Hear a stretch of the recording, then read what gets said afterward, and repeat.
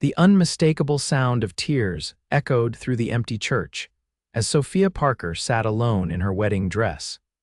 The afternoon sun casting long shadows through stained glass windows onto the wooden pews of Willow Creek's only chapel. It was June 17, 1878, and what should have been the happiest day of her 22-year-old life had turned into her greatest humiliation. Thomas Fairfield, her fiancé of 2 years, had simply not appeared, leaving her standing alone before the entire town with nothing but a hastily scrawled note delivered by his younger brother. "I cannot do this. I'm sorry." The white lace of her carefully crafted wedding gown pooled around her feet, the delicate fabric now stained with fallen tears. The flowers in her hands, wildflowers she'd picked herself that morning, were beginning to wilt, just like her dreams. Her shoulders shook with each sob, the sound amplified by the church's empty vastness. "Family troubles," her mother had explained to the guests, her voice tight with embarrassment. "The ceremony will be postponed." But Sophia knew better. There would be no postponement. Thomas was gone, likely on the eastbound train he'd mentioned dreaming about taking someday. The guests had dispersed with pitying glances and hushed whispers, leaving Sophia to face the wreckage of her plans alone. Her parents had tried to coax her home, but shame kept her rooted to the spot. "I just need time," she'd insisted, and eventually they'd left her to her grief, promising to return in an hour. Now, in the silence of the church, Sophia allowed her tears to flow freely. She barely registered the creak of the church door opening or the sound of boots against the wooden floor. It wasn't until a presence settled beside her on the pew that she realized she was no longer alone. Expecting to see her father returned early, she turned, only to find herself looking at a stranger. The man sat a respectful distance away, his hat removed and resting on his knee. Dust covered his clothes, suggesting he'd been on the trail for some time. He didn't look at her directly, simply sat in silence, his gaze fixed on the altar ahead. Sophia hastily tried to wipe away her tears, embarrassment flooding through her at being caught in such a state. "I apologize, sir. The church is not holding services today." The stranger didn't respond immediately. His profile revealed a strong jawline shadowed with several days' growth of beard, and eyes that seemed to carry their own burden of sadness. He appeared to be in his late 20s, weathered by the elements but handsome in a rugged way. "Sometimes," he finally said, his voice low and graveled, "a church serves its purpose best when it's empty." He still didn't look at her. "I didn't mean to intrude on your privacy, madam." "Just looking for a quiet place," Sophia sniffled, trying to compose herself. "Well, you found one, though not particularly quiet at the moment, I'm afraid." She attempted a weak laugh that dissolved into another sob. The stranger reached into his pocket and withdrew a clean handkerchief, offering it to her without looking. "My name's Gabriel Norton. Most folks just call me Gabe." Sophia hesitated before taking the handkerchief. "Sophia Parker," she replied, dabbing at her eyes. "Most folks just call me the girl Thomas Fairfield left at the altar, I imagine." This made Gabriel turn to look at her directly for the first time. His eyes were a startling blue against his sun-darkened skin. "His loss," he said simply, then returned his gaze to the altar. They sat in silence for several minutes, the only sound being Sophia's occasional sniffle. Strangely, she found the stranger's quiet presence comforting. He asked no questions, offered no platitudes, simply sat with her in her moment of pain. "I rode into town looking for work," he eventually said. "Heard the Silver Creek mine was hiring. Didn't expect to find myself in a church today." "And I didn't expect to be sitting here alone in my wedding dress," Sophia replied, surprising herself with the bitter edge in her voice. "Life has its unexpected turns, Mr. Norton," Gabriel nodded. "That it does, Miss Parker, that it does." Another silence fell between them, but this one felt less heavy. Sophia studied him from the corner of her eye. His clothes were worn but clean, his hands calloused from work. A gun belt hung at his hip, not unusual for a man traveling these parts, where danger could come in many forms, from bandits to wildlife.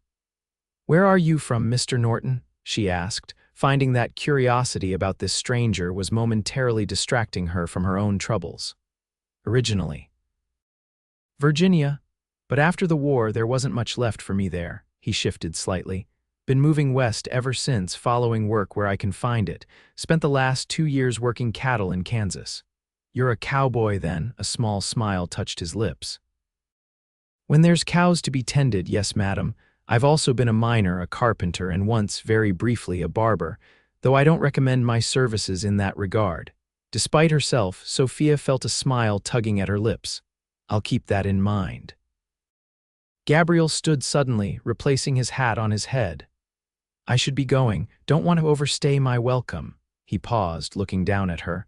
For what it's worth, Miss Parker, any man fool enough to leave you waiting deserves to spend his life regretting it. Before she could respond, the church door opened again, and her parents entered, concern etched on their faces. By the time Sophia looked back, Gabriel Norton was slipping out the side door of the church, a silhouette against the afternoon sun. Her mother rushed to her side. Oh, Sophia, darling, who was that man? Are you all right? Sophia looked down at the handkerchief still clutched in her hand, a small embroidered GN in the corner. Just a traveler seeking peace, she said softly. As was I. The following weeks were a blur of painful encounters and whispered conversations that stopped when Sophia entered a room. Willow Creek was too small a town for secrets, and everyone knew of her humiliation. Some offered sympathy, others barely disguised delight in her misfortune. Sophia threw herself into her work at her father's general store, finding solace in the mundane tasks of inventory and accounting. Her father, James Parker, had built the business from nothing after moving west 15 years earlier, and Sophia had a head for numbers that made her invaluable to him. It was a Wednesday afternoon when the bell above the store door jingled, and Gabriel Norton walked in. He'd cleaned up since their meeting at the church, his face freshly shaved, clothes less trail-worn. Their eyes met across the store, and Sophia felt an unexpected flutter in her chest. Mr. Norton, she acknowledged with a nod, conscious of her father's curious glance from where he was helping another customer. Miss Parker, Gabriel replied, removing his hat. I hope you don't mind me stopping by. I wanted to return something you might need. Confusion crossed her face until he reached into his pocket and pulled out a small hairpin adorned with a pearl. I believe this fell from your hair at the church. Found it on the floor after you left. Sophia's hand went unconsciously to her hair. She remembered the pin, part of the set her grandmother had given her for the wedding. I didn't realize I'd lost it. Thank you. Their fingers brushed as she took the pin, and she couldn't help but notice the gentle care with which this rough-handed cowboy handled the delicate item. Got that job at the mine, he said, changing the subject. Foreman says I have a good eye for spotting unsafe supports. Guess all those years of different work paid off somehow. I'm glad to hear it, Sophia replied, suddenly aware that her father had finished with his customer and was making his way toward them. James Parker extended his hand to Gabriel. James Parker, I see you've already met my daughter. Gabriel shook his hand firmly. Gabriel Norton, sir. Yes, we met briefly at the church some weeks ago. A knowing look crossed James's face. Ah, the mysterious stranger my wife mentioned. What brings you to our store today, Mr. Norton? Gabriel gestured to the supplies he needed: coffee, beans, bacon, and a few other staples. As Sophia gathered his items, her father engaged Gabriel in conversation about the mine and conditions there. James had invested in the Silver Creek mine years earlier and maintained a keen interest in its operations. Where are you staying, Mr. Norton? James asked as Sophia calculated the total for Gabriel's purchases. Miner's boarding house for now, Gabriel replied, looking for something more permanent if the work holds steady. James nodded thoughtfully. Mrs. Holloway has a small cabin for rent on the edge of her property. Nothing fancy, but it's better than the boarding house. I could put in a word if you're interested. Gabriel looked surprised at the offer. That's mighty kind of you, sir. I would appreciate that. As Gabriel paid for his supplies and prepared to leave, he turned to Sophia. Thank you for your help, Miss Parker. You're welcome, Mr. Norton, she replied, then added impulsively, and thank you again for the hairpin and for sitting with me that day. A shadow of a smile crossed his face.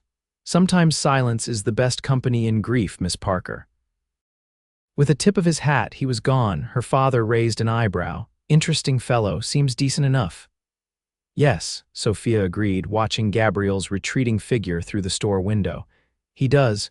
Over the next few months, Gabriel became a regular customer at the Parker General Store. His visits grew more frequent, and Sophia found herself looking forward to them more than she cared to admit. They exchanged small talk about the weather, the mine, town gossip, never anything too personal, yet Sophia sensed a growing connection between them. By September, Gabriel had settled into Mrs. Holloway's cabin and established himself as a respected worker at the mine. Sophia learned bits and pieces about him through their brief encounters, that he'd fought for the Confederacy in the war, though he held no loyalty to their cause, that he had a younger sister somewhere in St. Louis, that he could read and write better than most men of his station, having been taught by his mother who'd once been a schoolteacher. It was the town's harvest festival when something shifted between them. The entire community gathered for the celebration with food, music, and dancing in the town square. Sophia had debated attending, knowing Thomas's family would be there, but her mother insisted. "You can't hide forever, darling," she'd said gently. "Hold your head high." Sophia wore a simple blue dress, her hair arranged simply with combs. She helped at her mother's pie stall for most of the afternoon, keeping busy to avoid the pitying looks and whispers that still followed her nearly 4 months after the wedding that never was. As evening fell and lanterns were lit around the square, the fiddlers struck up a lively tune. Couples began to gather for dancing. Sophia stood at the edge of the crowd, watching with a mixture of wistfulness and resignation when a familiar voice spoke beside her. "Would you care to dance, Miss Parker?" Gabriel stood there, looking uncharacteristically nervous, his hat in his hands. He was dressed in his best clothes, still simple but clean and well kept. Sophia hesitated, acutely aware of the eyes that would follow them. "People will talk, Mr. Norton." "They're already talking," he replied with a slight shrug. "Might as well give them something worth talking about." A smile broke across her face before she could stop it. "Very well then." He led her to the dance area, and as his hand settled respectfully at her waist, Sophia felt a warmth spread through her that had nothing to do with the mild autumn evening.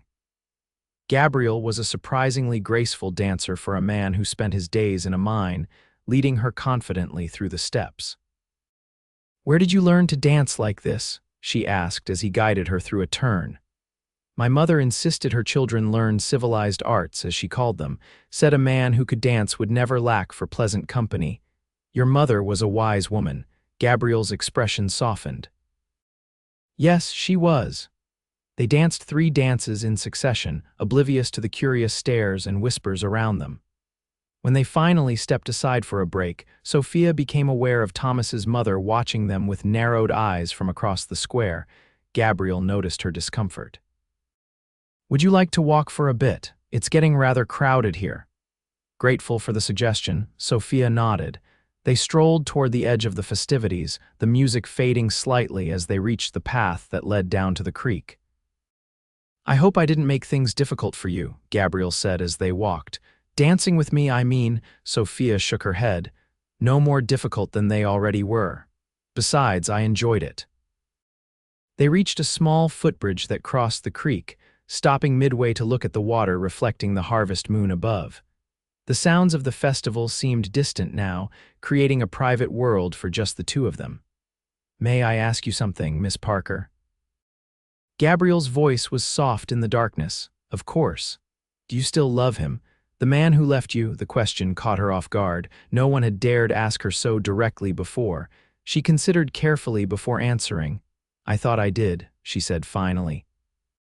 "But now I wonder if I loved the idea of him more than the man himself.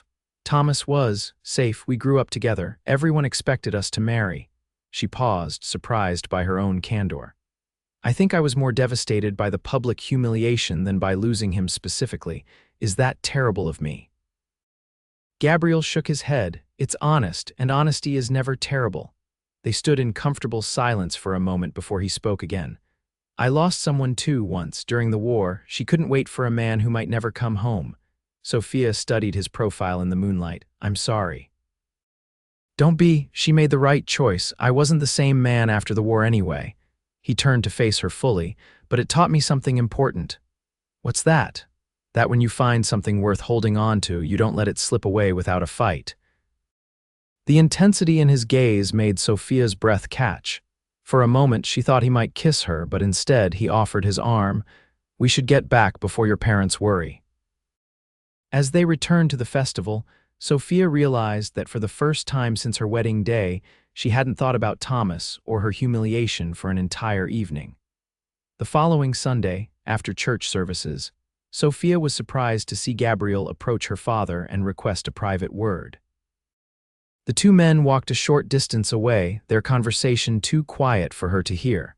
Her curiosity piqued when her father glanced in her direction, nodded solemnly, then shook Gabriel's hand with what appeared to be approval. What was that about? She asked her father as they walked home. James Parker looked at his daughter with an expression she couldn't quite read. Mr. Norton has asked permission to court you properly.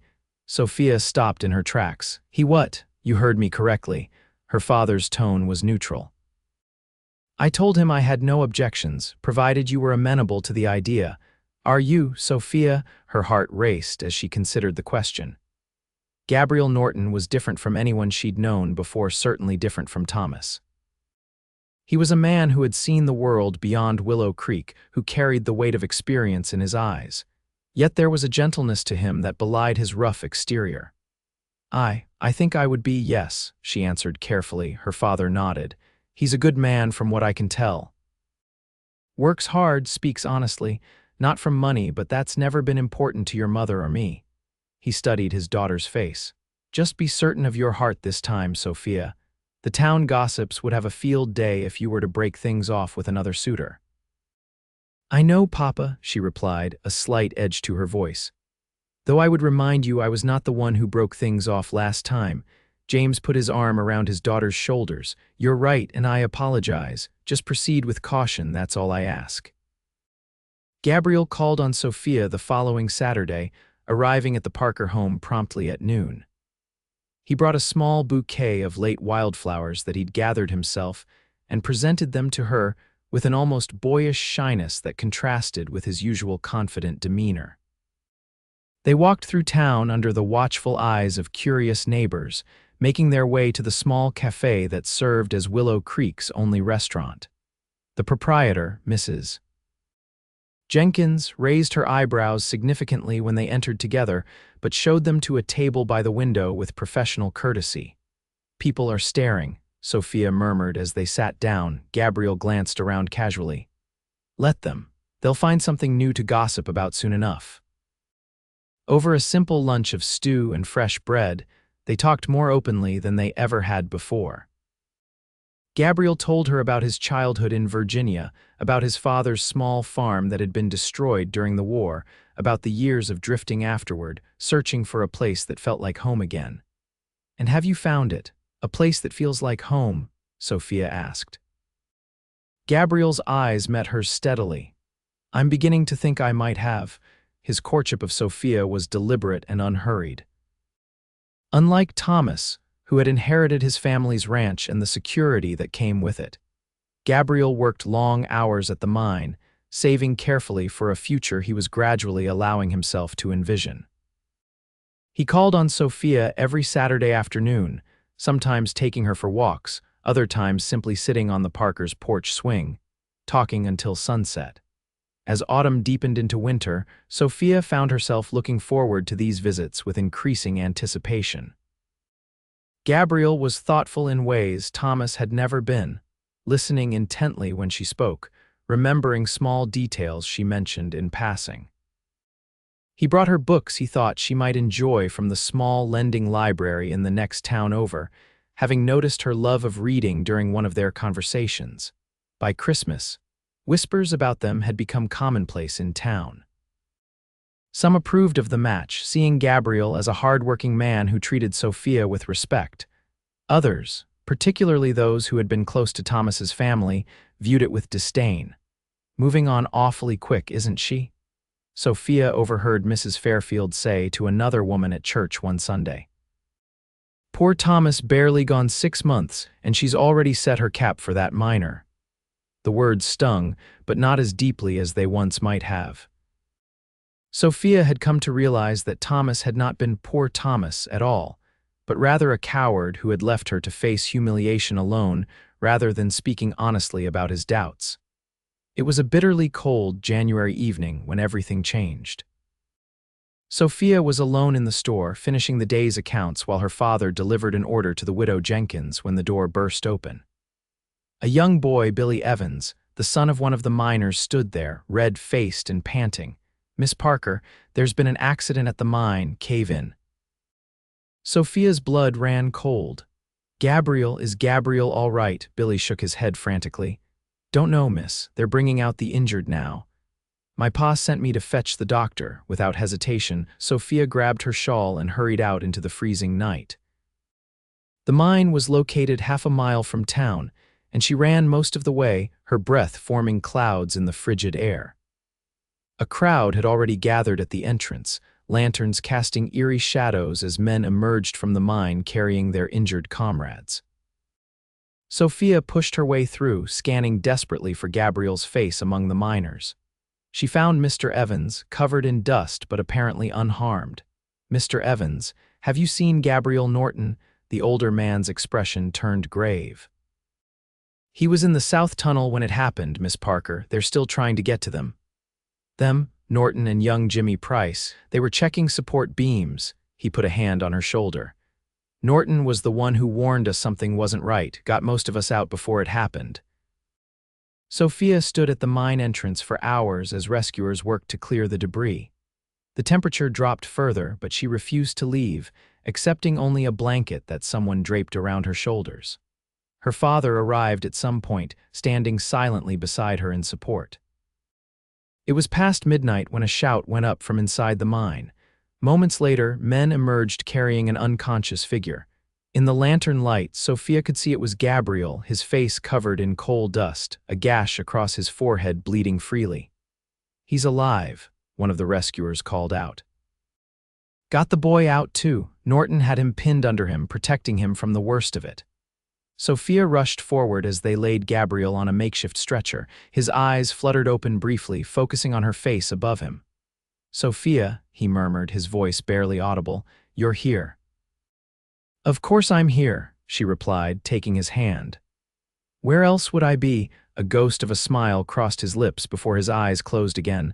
The doctor insisted Gabriel be brought to his office immediately. The examination revealed 2 broken ribs, a concussion, and numerous cuts and bruises, but remarkably, no life-threatening injuries. "He'll need rest," Dr. Thompson said firmly. "Absolute rest for at least 2 weeks, no returning to that mine until I clear him." "He can stay with us," James Parker said, surprising Sophia. "We have the spare room, and it would be easier for the doctor to check on him in town than out at that cabin." And so Gabriel came to stay at the Parker home during his recovery. Sophia's mother, Martha, fussed over him like he was her own son, insisting on special broths and teas to help him heal faster. Sophia took over the store duties so her father could manage their guest, reading to Gabriel in the evenings when he grew restless from being confined to bed. It was during one of these reading sessions, about a week into his recovery, that Gabriel reached out and gently took the book from her hands. "Sophia," he said quietly, "there's something I need to tell you." Her heart skipped, fearing bad news about his condition. "What is it?" "Are you in more pain?" He shook his head, wincing slightly at the movement.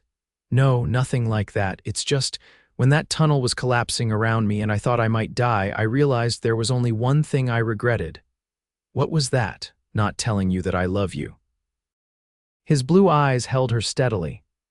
"I've loved you since that day in the church when you tried to smile through your tears. I thought it was too soon to say anything, that you needed time, but life's too uncertain to wait for the perfect moment."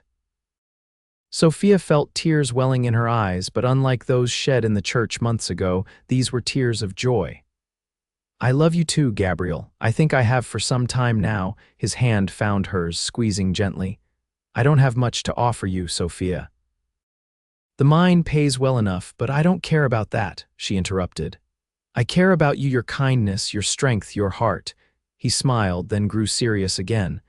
When I'm well enough to get down on one knee properly, I'd like to ask you a very important question. If you think you might be ready to hear it. Sophia leaned forward and pressed a gentle kiss to his lips. I think I would be very ready to hear it.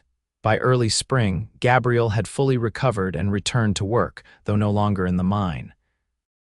Mr. Parker had offered him a position managing the store's warehouse and deliveries, recognizing both Gabriel's work ethic and his likely future role in the family business. Gabriel accepted gratefully, proving himself as capable above ground as he had been below it. The town of Willow Creek gradually adjusted to seeing Sophia Parker and Gabriel Norton as a couple.